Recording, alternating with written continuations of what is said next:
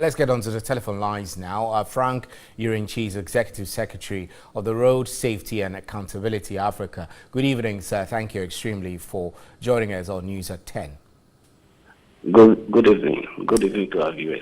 Great. Now, the Ghana Road Safety Commission says that it wants to be giving the powers to enable it demand compliance from stakeholders who are mandated to ensure safety on the roads. In your view, do you think that this is the best approach in curbing road accidents? Yeah, I think it's one way of doing it, but that is not all. Looking at the situation on ground now, there are a lot to this situation we found ourselves than just the powers that they needed. So that said, I need you to give us further clarification of what the other things that need to be done are. I mean, the Road Safety Commission wants powers, but you feel they need more than powers. What other things do they require?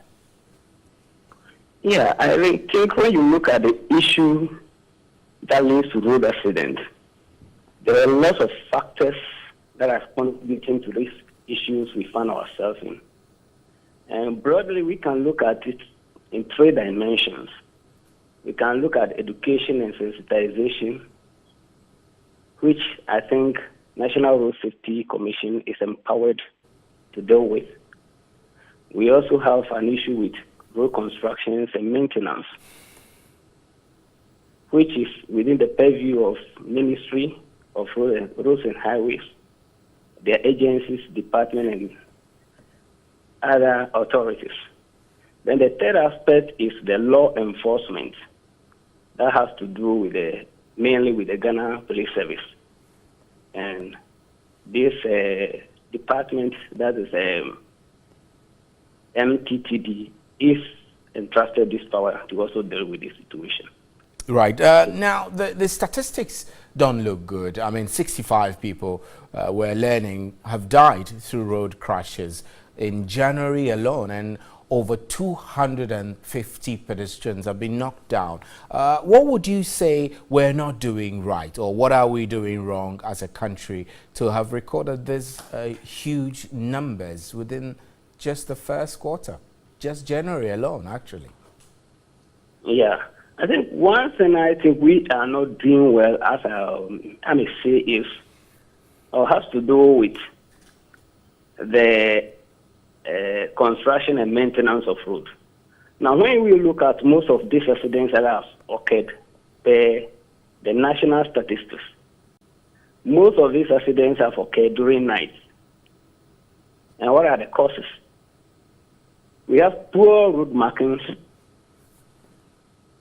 We have absence of road signs. And we have a lot of potholes that are now 10 manholes on our roads that drivers, in most cases, will try to avoid when driving.